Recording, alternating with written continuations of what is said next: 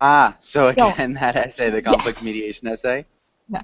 yes. So I was reading a dialogue uh, between um, ambassadors, Mm-hmm. and so to finish the writing, I was reading that to put that inside the Okay, text. I get it now. Perfect. And so do you think you're gonna finish your essay today? Yes. Yeah. Okay. Cool. Well, that sounds productive. Did you learn anything interesting, or was it just kind of research so you could notate? Yes, the dialogue I was reading was quite interesting because it was between um, Atheniensis and kind of Spartans people. Okay. So probably Greek written, obviously. Was it, who was the writer? Who was the author? Thucydide. Okay. I'm not familiar with him or her. Probably him. Uh, okay, though. And what are you going to do for the rest of your evening?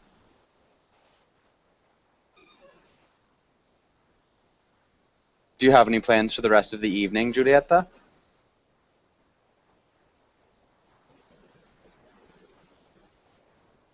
Um, can you hear me? No.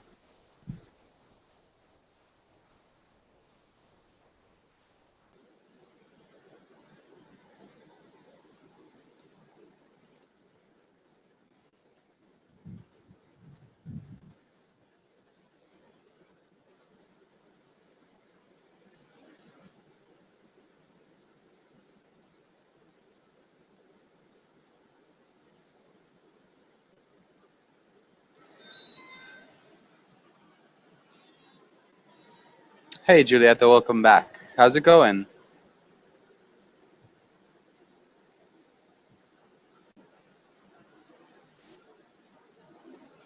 Sorry. Don't be sorry, not a problem at all. So, yeah, welcome back. And Luz, how's it going?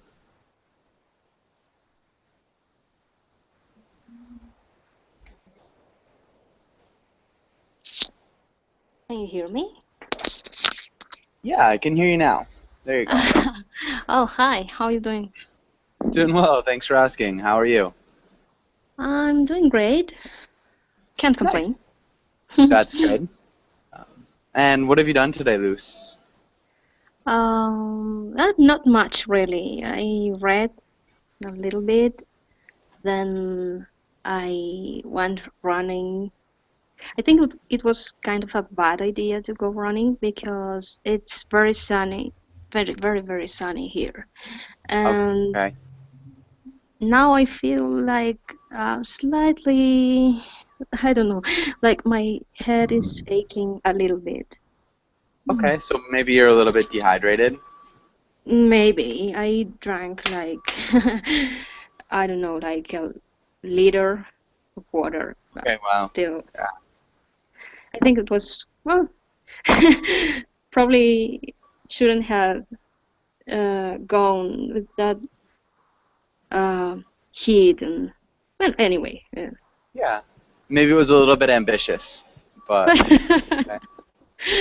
I Yeah. feel kind of the same way. I went surfing and I think I got a little bit burnt on my face. So, Oh my God. And my um, skin is very sensitive, and yeah. I think I feel just the same way. Oh no. I have this kind of red orange Yeah. in my face. But Yeah, it's not good. anyway, I enjoyed running, so I think Okay. it was okay anyway.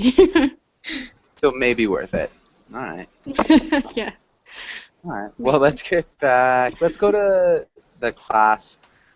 Let's have Julieta. Can you read the title and the words? Next Mm. lines.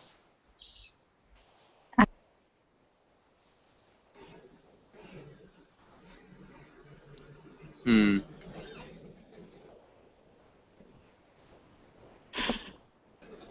Okay. Let's have Luz. Can you read the title in the next few lines? Okay. Technology. Today we will talk about what kinds of technology we use most often, what technology will be like in the future, how technology affects and will affect the future. Good. Nice pronunciation. Oh, thank And you. yeah, let's go here. All right, and Julieta, you're back. Julieta, can you hear me?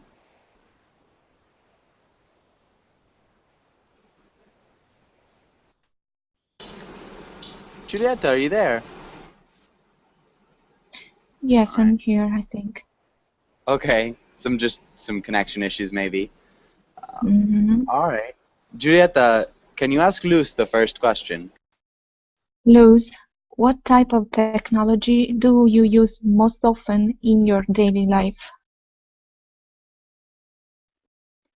Well, definitely computers, internet, smartphones. Basically all the time.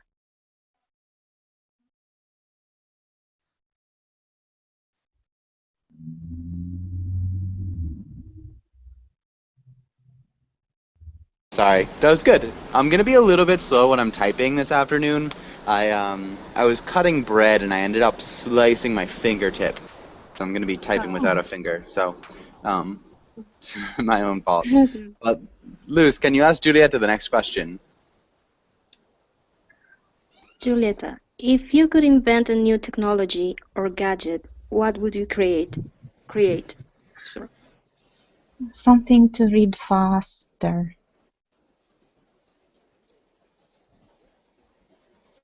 Okay, something to read faster.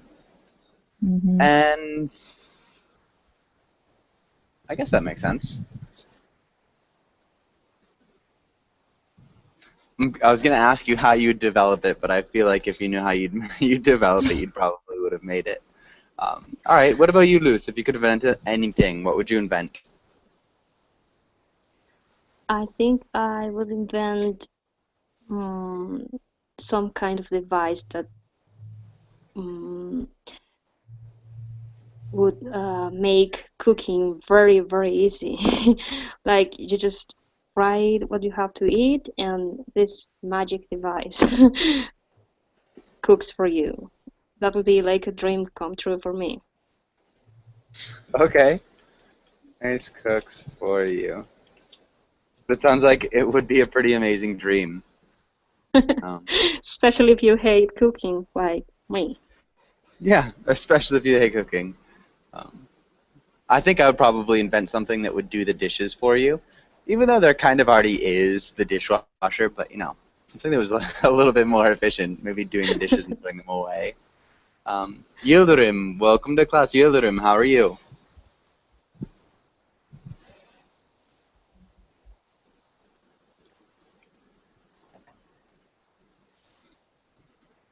Yildirim, can you hear me? Mm-hmm. Ah, okay. Luz, can you ask Julieta the next question? How do you think technology will change in the future?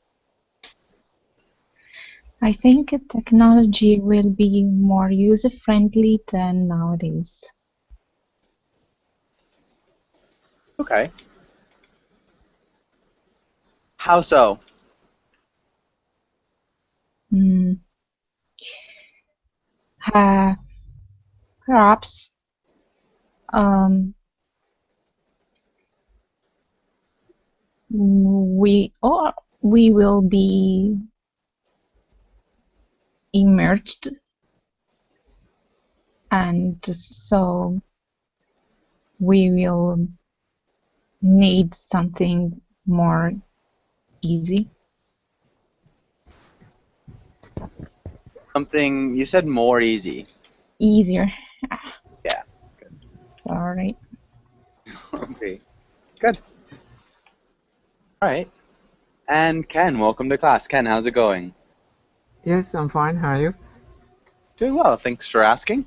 And Ken, if you could Mhm. invent a new technology or gadget, what would you create? Yeah, a computer or gadget I can use easily laying on the bed. Hmm. Okay. While laying on the bed. Okay. Yeah, that'd be interesting. It's like a bed accessible type of computer.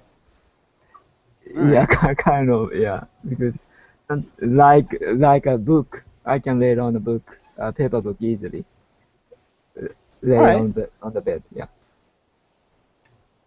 Yeah, that'd be really interesting. Um, really cool idea. And all right, maybe Luz, what do you think technology, or how do you think technology will change in the future? I think, especially in the case of computers, they would be more affordable, and many people in the world that at this moment doesn't have or don't have, excuse me, access to internet that we just take for granted nowadays. These people could have access in a very massive way.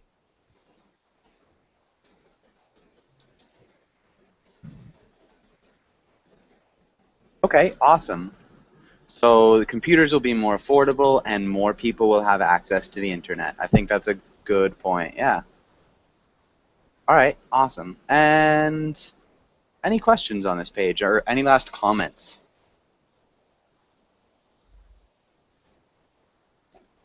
Okay. And I think we're good with this probably. Let's try this. And Julieta, can you read the first paragraph? Optimistic assumptions are made by proponents of ideologies like transhumanism, which view technological development as generally having beneficial effects for some society and the human condition. In these ideologies, technological development is morally good. Some critics see these ideologies as examples of scientism and techno-utopianism, and fear the notion of human enhancement and technological singularity which they support. Some have described Karl Marx as techno-optimist. Yeah, you did a really good job with your pronunciation. That sounded great. Words like assumptions, transhumanism, technological, that sounded just, yeah, really, really good. The enunciation of utopianism, can you repeat utopianism?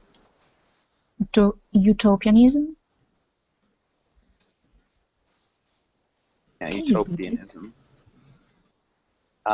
And when we say enhancement, there's the H, enhancement. Enhancement. Good. Okay. Paco, welcome to class. Paco, how are you?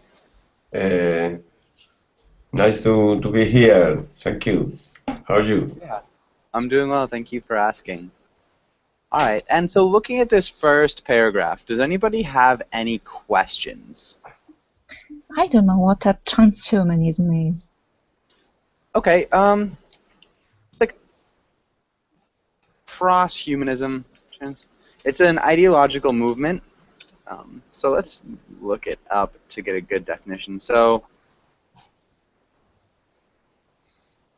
yeah, it's with the eventual goal, it's like a movement that aims to transform the human condition by developing and making widely available technologies to enhance human intellectual, physical, and psychological capabilities.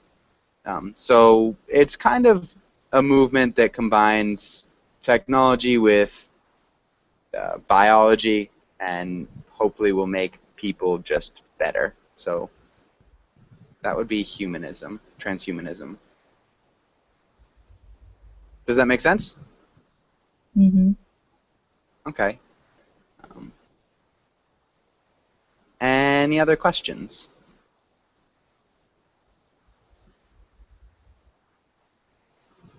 What What the is ideas? yes, that's my question. Technological singularity. Yes. Okay. Does anybody have any ideas what the singularity is?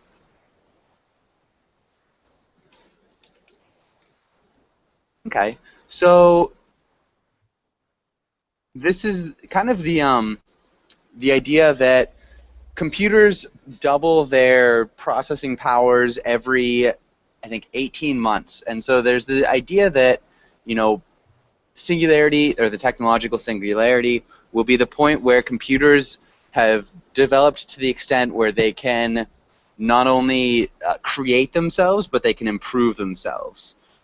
So it's supposed to be around the year 2070, is like, I guess, guessed at now. But it's once computers will kind of like become more or less more intelligent than humans. That means computer run themselves by like humans, not Yes. working on the programming. I Yeah. see. So when Okay. computers can kind of take humans out of the equation and start reproducing, creating, building, and improving on themselves. Okay.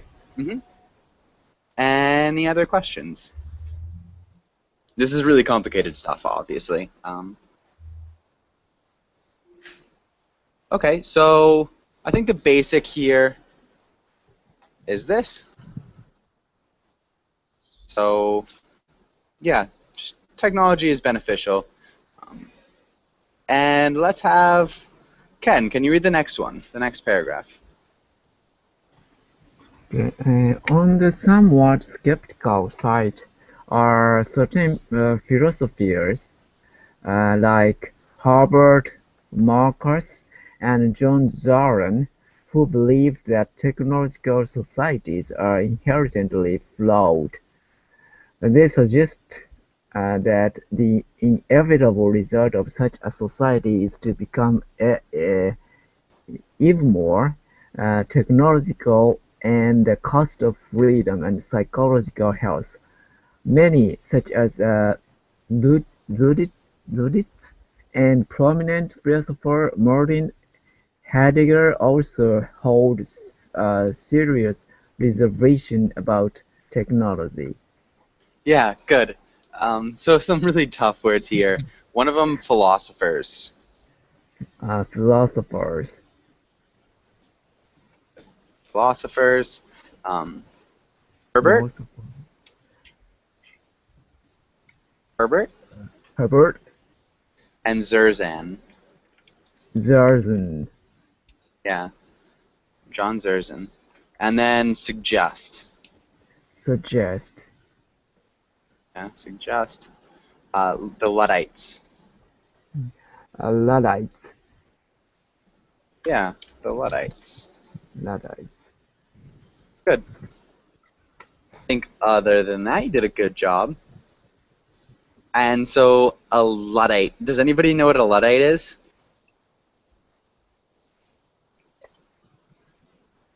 This is a tricky one. So, in the Industrial Revolution in England, the Luddites were a group of, I think, people who worked in mills, and they ended up destroying all the technology that they believed was replacing their jobs.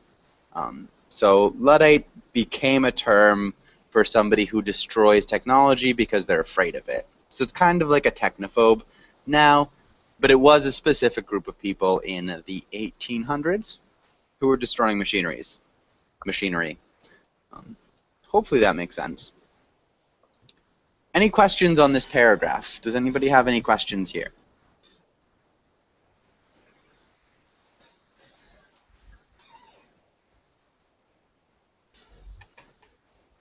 Okay. And so let's have Luce. Can you paraphrase what's happening in this second paragraph? Or what's happening in both paragraphs? Like, what's this page about? I think it talks about the two different views one can have about technological development. The first paragraph is thinking of technology as uh,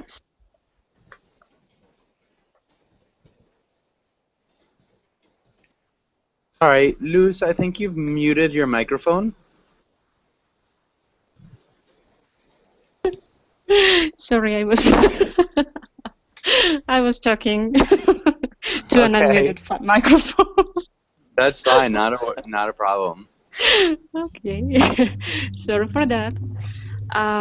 Well, I think this page talks about the two different points of view one can have on technology. The first paragraph talks about the positive way we can take technology um, because describes technology as something positive that is going to help to make our lives easier. And the second paragraph takes technology as something that will be threatening our freedom, probably becoming people slaves of technology when Okay. people are scared of that. I think there are many movies that depict this debate. Okay, yeah, for sure. All right. And Matthew, welcome to class. Matthew, how's it going? Hey, it's going well. How are you?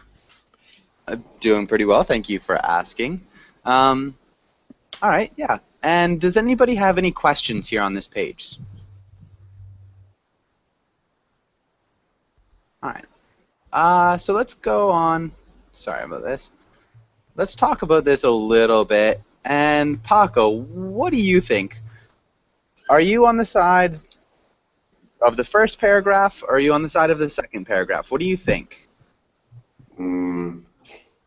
I think I am more.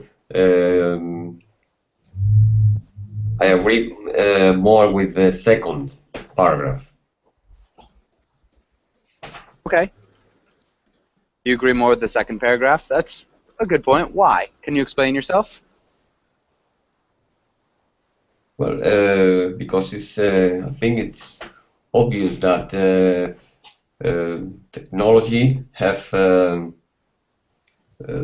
kind of benefits for the society, but we will have to pay the cost of being more technological means that some traditional values of the society we will lost.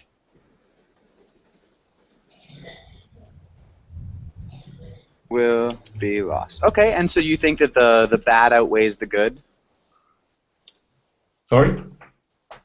So do you think that the bad outweighs the good? The better? The bad outweighs the good.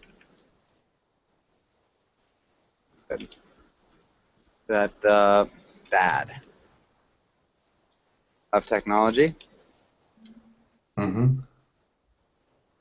Yes? Well, I think so. I think so because in some way we are going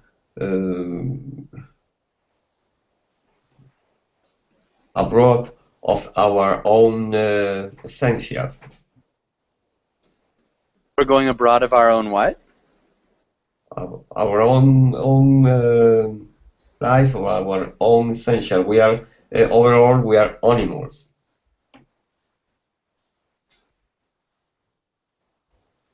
Okay, I'm not exactly. We're going abroad.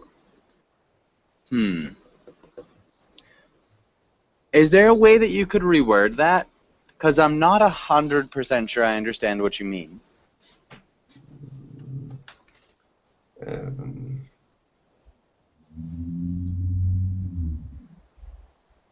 In some way, I mean that in some way we are leaving our essentials values. Okay, leaving our essential values. Okay, yeah. Okay, that's a good point, for sure. Ken, what do you think? What side of this debate do you think you fall on? You could fall in the middle, too. So yeah, where do you think you are? Yeah, I think kind of it has both advantages and disadvantages. And kind of if the computer think learn by themselves, kind of unexpected thing would happen. Or not only that, but also, nowadays human rely on computer so much, and maybe we are losing some basic kind of, how can I say, basic skills which we could in the past. So yeah, I think maybe we need to use technology in clever way, knowing everything has advantages and disadvantages. Okay. Every advantages and disadvantages. Mhm. Good. Okay. Julieta, what about you? I think that our ideas and our skills will change together with technology. And I think that the technology development is inevitable, and technology will make life easier.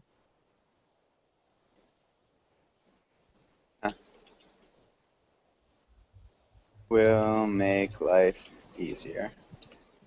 Okay. Cool. And Luz, what about you? Well, I feel more on the technophile side, really. I think that technology brings us more advantages than problems. Up until now, I don't know in the future, but if I think, for example, the way we can learn today, uh, I have no doubt that we have access now to more information than that we have ever had before, and you can just be learning like we are doing at this moment. We're learning. We are in different countries, and we're having a class. So I think um, in communication, food technology, I find many reasons to be more on the technophile side. And of course, as well as we keep in mind that we just have to be um, aware that we are living our lives, and it's not that you're going to be spending your whole life in the front of a computer. I think if you're aware of that, there's no problem. Hmm?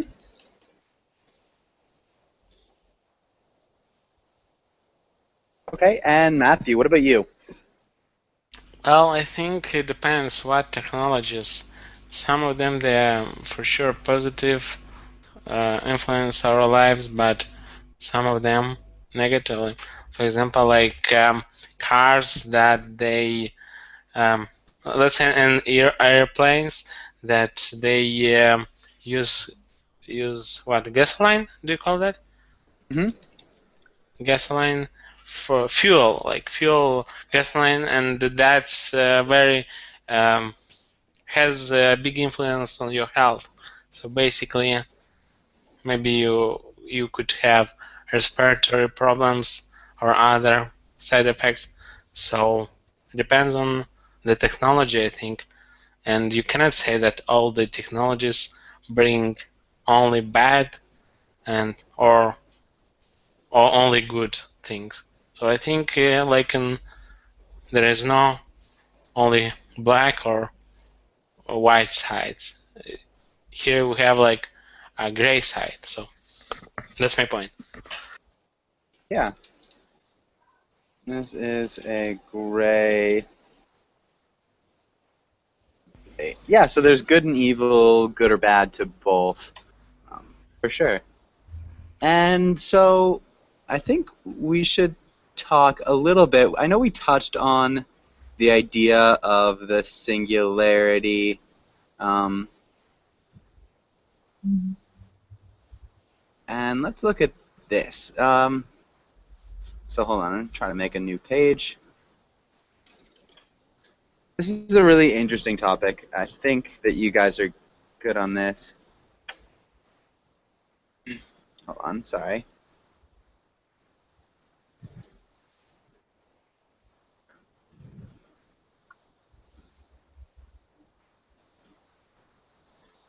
Yeah, so let's go here.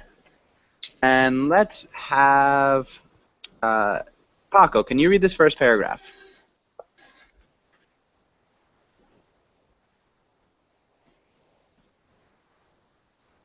Paco, are you there? Your microphone is muted. Yes, I was reading, but the microphone was out. Sorry. The technological singularity hypothesis is that accelerating progress in technologies will cause a runaway effect wherein artificial intelligence will exceed human intellectual capacity and control, thus radically changing or even ending civilization in an event called the singularity, because the capabilities of such an intelligence may be impossible for a human to comprehend. The technological singularity is an occurrence beyond which events may become unpredictable or even unfathomable. Yeah, unfathomable. Unfathomable. Unfathomable. Good. What does unfathomable mean? I don't know. Okay. Does anybody else know? Unfathomable?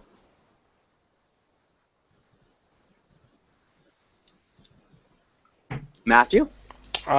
Maybe they are like dangerous. Not dangerous. Something that's unfathomable could be dangerous. Uh-huh. Not stable. Huh? Not stable. Not quite. It's unimaginable. Oh, okay. I was like looking at unpredictable, the word unpredictable, and I was like thinking that its kind of synonym should be, but no. Okay. Something sort of, yeah. So unpredictable, it's, it could be just random, so you can't tell what's going to happen. Unfathomable is like you can't even imagine what's going to happen because you can't wrap your mind around it. Like, the size of the universe is unfathomable. It's an idea that we have, and we can kind of talk about it as a size, but the idea of like understanding the immensity of it is actually impossible. It's unfathomable. Like, the idea of infinity is unfathomable. So hopefully that makes sense. Unimaginable. Any questions? Is that used often in English, this word? Unfathomable? Yeah. It's a pretty common word. I think if you're talking about theology or astronomy. So if you're talking about God or gods or space. Okay. Unfathomable is pretty common, yeah. Does it came from the unit measure fathom? I'm actually not sure. It might. I think to fathom is a word, so it would be a verb. It's to understand. So yeah, to fathom is in itself is a verb. To understand. So you can't fathom something, but it's also a unit of measure. So it's 1.8 meters. Yeah. So I'm not sure if one comes from the other, but good question. Have to look up the etymology of it. Any other questions here? Runaway effect means kind of effect like a runaway train? Yes. Uh-huh, So okay. can you Uncontrollable. hmm Yeah, so Uncontrollable.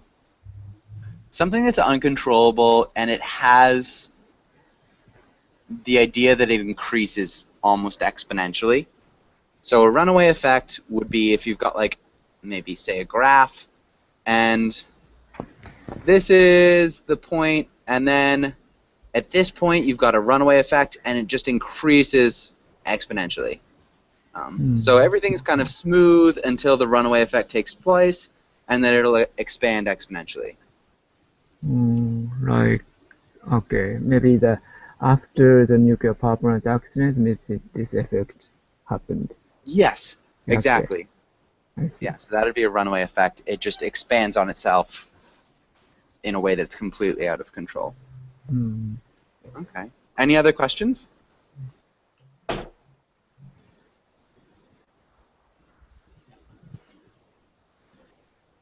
Okay, and let's have Ken. Can you read the second one?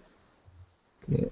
Proponents of the singularity typically postulate an intelligence explosion, where a superintelligence designs successive generations of increasingly powerful minds that might occur very quickly and might not stop until the agent's cognitive abilities greatly surpass that of any human. Good. Surpass. Surpass. Surpass. Close. Surpass. Surpass. Pass. Surpass. Surpass. Surpass. Okay, and good. Really good job with your reading. Giulietta, what do you think about this? What do you think about this idea of the technological singularity? Well, yes, perhaps it will happen, but it's not something bad. Because if it's an intelligence explosion, I'm not afraid of intelligent. Yes. Nice. Not afraid of intelligence. Okay. Okay, good. Yeah, and so it looks like Luz agrees. What do you think, Matthew? But what? I didn't catch like the paragraphs. Could you sum up like the idea? Okay. So a proponent. Do you know what a proponent is? Like adapt. Not quite. So a proponent is like a supporter. Yeah, who believe in that? Yeah. So a proponent would be a supporter or somebody who thinks that it will happen. They postulate. Does anybody know what it means to postulate? Formulate. Yeah, like hypothesize? Yeah, geez. Sorry, hypothesize. An intelligent explosion. So like they think there will be, or they are assuming there's going to be. So what's that intelligence explosion? An intelligence explosion? It's the same idea of a runaway effect. So there's the idea that we're increasing our computer skills to a certain degree right now, and it's moving pretty slowly up, and then when you get to the singularity, there's going to be an explosion because the superintelligence that we develop are going to be able to develop themselves, and so they're going to rapidly go up. So it just goes up in an uncontrollable way. So no longer does it go up slowly because humans are increasing the intelligence of what they're creating, but the superintelligence will design their own successive generations of increasingly powerful minds. No, that's BS. So okay. I think from what I know nowadays we're not so like our computers, or how would you say, robots, they're not so smart. They basically do basic things, and they do with mistakes those basic things. And I don't know how would, as you explained here, that at some point like computers would develop themselves. That's I don't see that, like, that's impossible. Okay. I don't know, maybe in next like 100 years or something that could be, but not like in 20 years, let's say. That's Okay. impossible. Yeah, actually, that's what people say as well. People think that it will be in the next, what is it? I think like 20 to 100 years is what a lot of people say, which is interesting. How many? So 20 to 100 years. So what is it? Yeah, 2045 is some predictions. 2030. Some people say the median value of people say it's 2040. But also it's not fully formalized. Something between 5 to 100 years is what somebody says. I don't know. So I'm not an expert. No, I don't think like the next 20 years, because I don't see like some explosion of intelligence nowadays, or some ramp up. Like, how do you use ramp up with? I don't see ramping up the intelligence. Yeah, you could say a ramping up, an increase in the intelligence of. Like drastic, like dramatic or something. It's kind of very slow. Okay. Yeah, interesting. So, again, it's just an interesting idea. Paco, what do you think about it? I know you were more in the second paragraph. So what do you think about the idea of singularity? Well,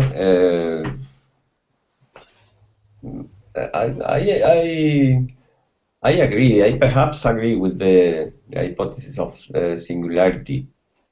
I think maybe when if we think just 30 years before, when the first computers come to our lives, we can see the amazing change in just 30 years. And I think when they discover any material or something, it's perhaps have an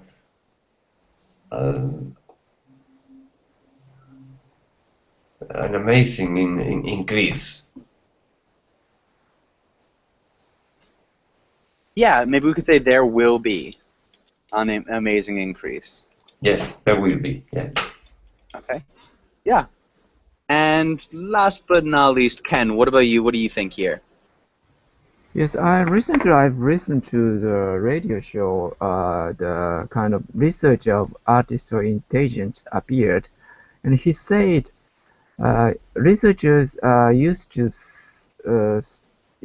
study about how can I say everything can be done by programming, but now researcher shifted to maybe realize it was impossible to make artificial intelligence in such way, like Clinton is Obama is an American president, or he came from Chicago, or maybe in such way we cannot create artificial intelligence. So next generation's AI can think itself and can learn itself like human kids.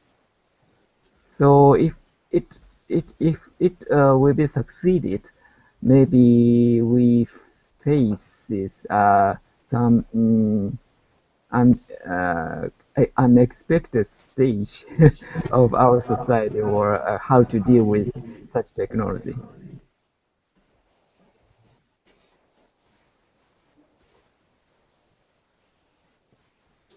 Okay. Yeah. If it succeeds, we'll face maybe unexpected stage of our society. Definitely, we'll have to face some different things to deal with for sure. Okay. And yeah, does anybody have any questions or anything they'd like to say here? I know, Luce, you didn't really talk. Do you have anything else you'd like to add? And your microphone is off.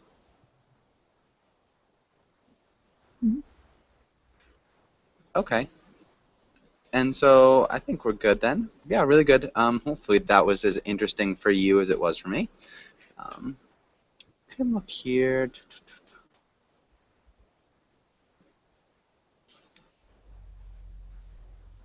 All right.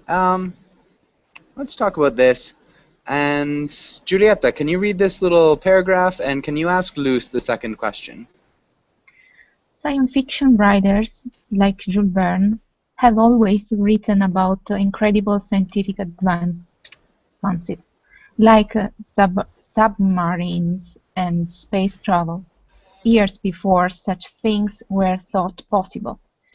Luz, when you were a child, what science fiction technologies did you think you would see by 2015? Yeah, thanks.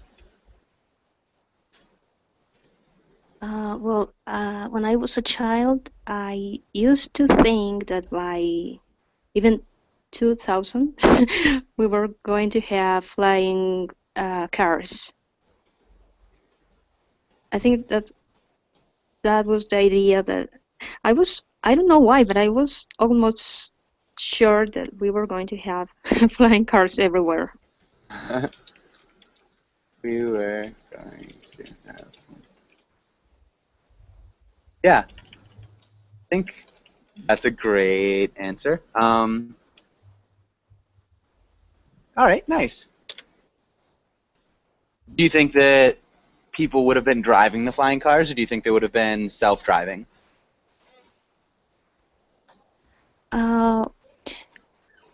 I never was thinking of how you were driving, of they were self-driving, but I had this image, probably from comics, or I don't know, but that you just had to go anywhere and you would do it flying. So it would be really convenient and fast and amazing. But Yeah. Okay.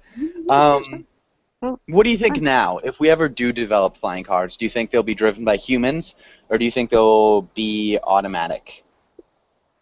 I think that would be automatic, because well, airplanes have automatic pilots. I think they would have been, because if you need to learn how to fly them, it would take a lot of time to train your skills on it. So probably if you had to take training that lasts, I don't know, 5 years to do so, it would be difficult and expensive, of course. Yeah, I agree. Yeah, I think there'd be a lot of problems too, especially with insurance and like drunk driving and things like that. Yeah, any sort of accident would be pretty serious. But yeah, all right, really good point. I think I always thought that flying cars would take off too, not to pun. Matthew, what about you? What? So the first question. Okay, so well, when you asked like this question, I remember that I saw like film Terminator. The film. Yeah, the film Terminator, and there are like a Arnold. How do you pronounce his family name? Schwarzenegger. Schwarzenegger. So he had on his like eye like kind of glasses, and he could see like information about people, about things, about like buildings, and I was thinking that that could be real, like, but I didn't know like in how many years. But I was thinking, yeah, that could be real because computers would be so powerful, something like that, and now I see that like Google Glasses. So Mhm. it's kinda the same. Yeah, it's kind of real with Google Glasses. Yeah, I was gonna say it sounds a lot like Google Glass. You said I was thinking. What? Yeah. Oh, we would use the past tense. I thought that could be real. Just Why not? because I it's was thinking. the Sorry. past progressive. I should was thinking specify that was when? real, and then you changed your mind. So, again, we use the past progressive for interrupted actions generally. I know it's not always, but it would sound a lot better in this case. I thought it was real. I thought it could be real. Okay. Okay. Yeah. So yeah, if it's an interrupted action in the past, I was thinking it was real until I found out that it couldn't ever be real. But I thought it could be real, and now it is. Okay. Yeah, hopefully that makes sense. And what was your question? You were going to ask something? No. Okay. No Matthew, can you ask Paco the last question? Okay. Do you think that science fiction writers influence the advances in technology? Why or why not? Well, I think that science fiction writers influence overall in us ourselves. They influence us overall? In us. Influence everyone. Yes. Not in the advance in technology, but in us, because I think I remember when I was a child, influenced by the films, the movies, and the science fiction writers.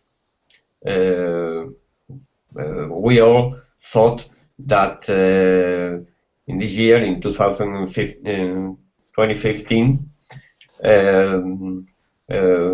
as Julieta said before, we could see flying cars, we could see a society completely different as than it is. That in fact, obviously, things have gone slower. Things have gone more slowly. Things have gone Yes. slower. Yeah, you could say things have gone slower. I'm sorry. Or at least they've gone in different directions.